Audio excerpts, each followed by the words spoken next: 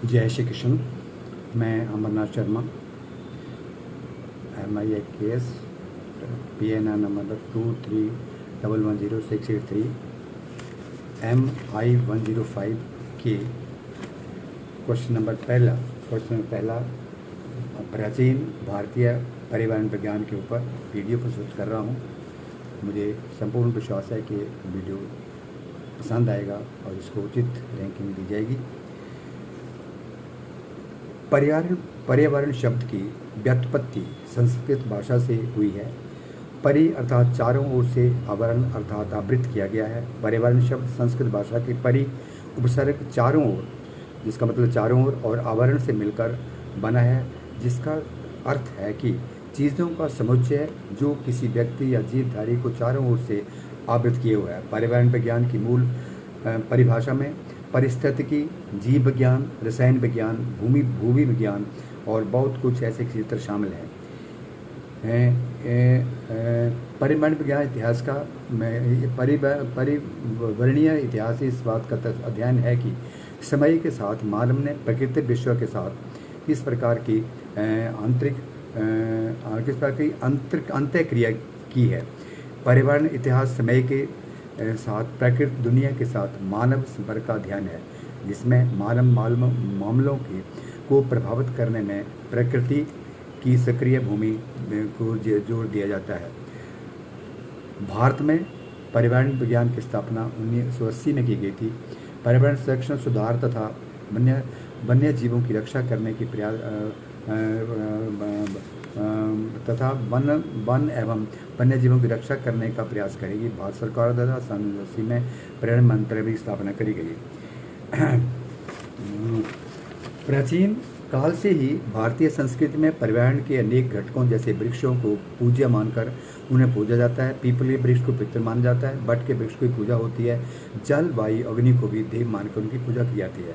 प्राचीन भारतीयों के लिए पर्यावरण की धारणा यह है कि प्रकृति में पारलौकिक भारतीय दार्शनिक ग्रंथ या घोषणा करते हैं कि सृष्टि के सभी प्राणी अस्तित्व के एक ही दायरे में रहते हैं और अपनी चेतना के स्तर की तुलना में भिन्न है। विज्ञान की परंपरा ईसा के जन्म से लगभग 200 वर्ष पूर्व से शुरू होकर ईसा के जन्म के बाद लगभग 11वीं शताब्दी तक काफ़ी उन्नत अवस्था में थी।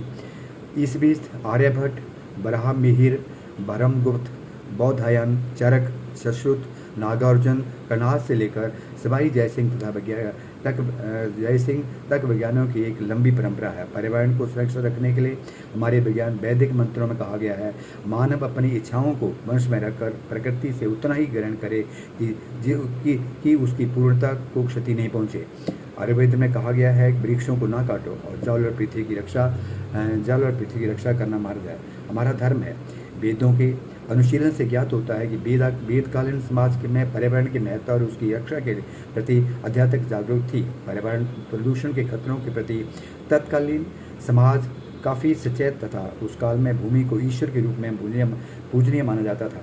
भारतीय पर्यावरण विज्ञान के जनक रामदेव मिश्रा 1908-1998 तक को माना जाता है कि उन्होंने भारत पर विशेष ध्यान देते हुए परिस्थिति क्षेत्र में के विकास में महत्वपूर्ण सहायता की। उसके पर्यावरण विज्ञान पर भाषा है परसे के जीवन विज्ञान, रसायन विज्ञान, भूमि विज्ञान और बहुत कुछ ऐसे क्षेत्र हैं। एक महीने बाद संयुक्त राज्य अमेरिका ने इन्होंने सीनेटर गिलार्ड नेल्सन ने 22 अप्रैल 1970 को राष्ट्रव्यापी परीक्षण आयोजन करने का विचार स्थापित किया।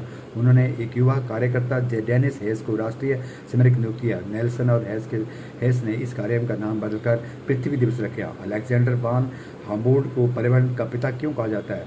अलेक्जेंडर वान को 18वीं सदी के अंत और 19वीं सदी की शुरुआत में पारिस्थितिकी और पर्यावरण विज्ञान के नवजात विज्ञान की स्थापना में उनके महत्वपूर्ण योगदान के कारण पर्यावरण का पिता कहा जाता है। भारत के प्रथम वैज्ञानिक श्री जगदीश चंद्र बोस जी हैं।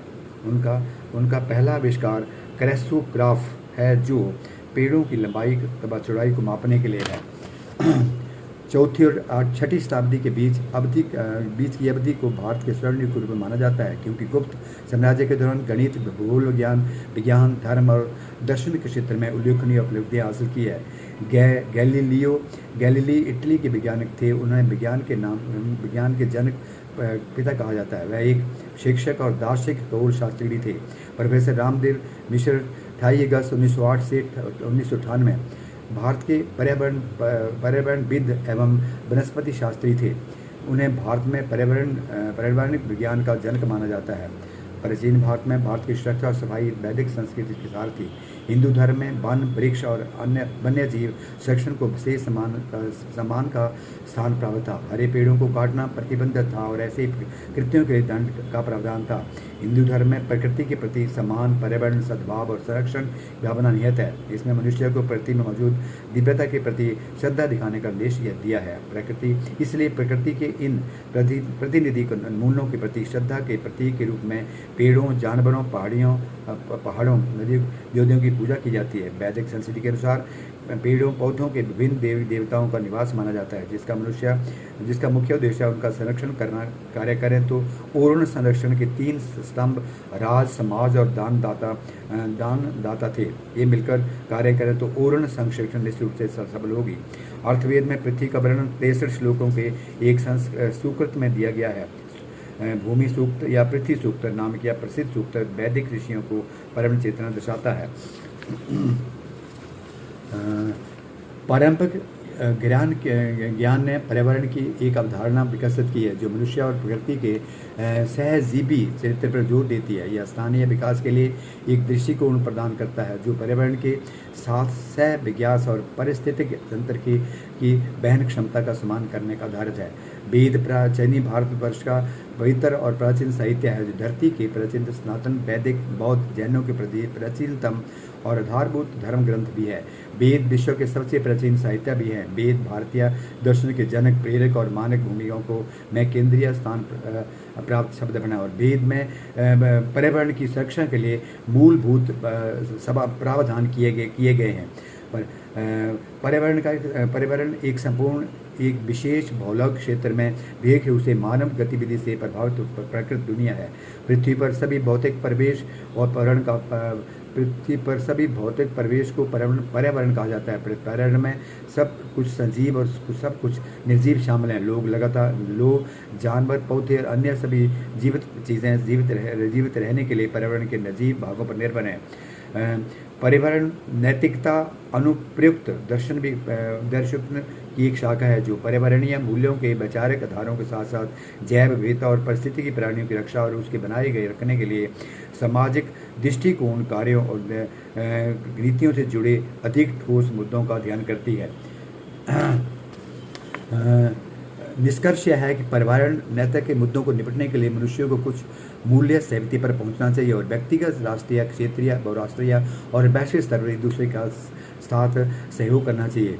नैतिक की यह मांग है कि व्यक्ति अपने निजी हित के पर समाज कल्याण के लिए अधिक महत्व दे, परंतु कुछ ऐच्छिक कार्यविधि जिसकी उपेक्षा तो समाज करता है परंतु क्रियान्वयन व्यक्ति विशेष से स्वविवेक पर निर्भर होता है। दर्शनों के अनुसार नीति शास्त्र आचरण का विज्ञान है।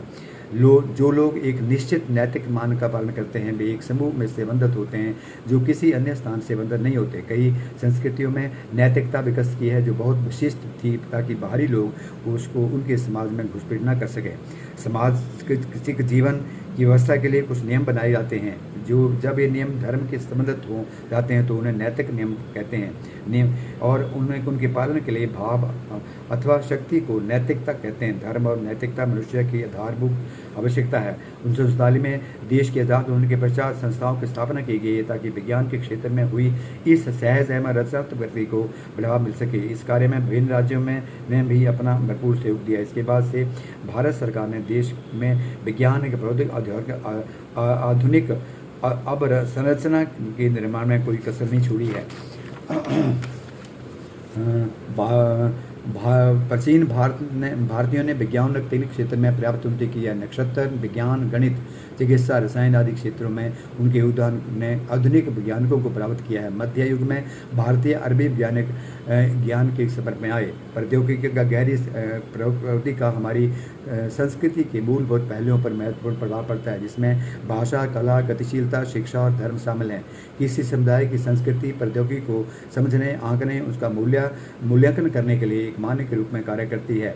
विज्ञान और प्रौद्योगिकी ने मानव जीवन को सुगम बनाया है और हमें हमें सहज महसूस कराया है और हमें आधुनिक जीवन जीने में सक्षम बनाया है। माइक्रोवेव, पंखे, स्मार्टफ़ोन और स्मार्ट कारों जैसी चीज़ों की मदद से विज्ञान और प्रौद्योगिकी ने खाना बनाना, सोना, पढ़ना, परिवहन को आसान करना और तेज़ बनाया है, परंतु इसके दुष्प्रभाव भी आए हैं क्योंकि इसके वातावरण का तापमान बढ़ता जा रहा है, जिससे हमारे पुराने ग्लेशियर ढलते जा रहे हैं और जिससे प्रकृति में दुष्प्रभाव हो रहा है। उससे ही मानव हमने अपनी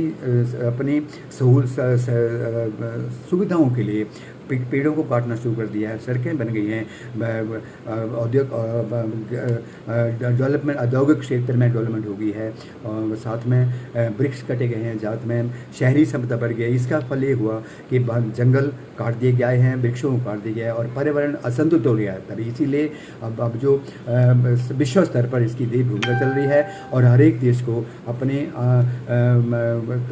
गैसेस को कम विसर्जित करने के लिए प्रावधान करने का किया है, ताकि पर्यावरण से, परिवहन से, कारों से और पेट्रोल ईंधन से पर्यावरण को दूषित ना हो सके और तापमान ना बढ़े, ताकि हम इस पर्यावरण की रक्षा एक अच्छे समाज के लिए, स्वस्थ समाज के लिए, खुशहाल समाज के लिए, शिक्षित समाज के रूप में प्रदर्शन कर पाएँ। यही मेरा एक निष्कर्ष है।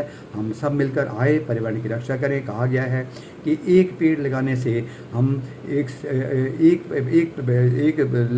बच्ची को बढ़ाने से कुछ कुलों का हम संचार करते हैं, परंतु एक पेड़ लगाने से कई युगों तक अपनी सृष्टि की रचना करते हैं। और कहा गया है जितना हम सृष्टि से, प्रकृति से प्यार करेंगे, प्रकृति भी हमें उतना ही प्यार करेगी और हमारा जीवन सफल, सौहार्द, स्वभावशाली, प्यार भरा और शैक्षिक हो जाएगा। हम स्वस्थ रह जाएंगे। यही हमारी कामना है।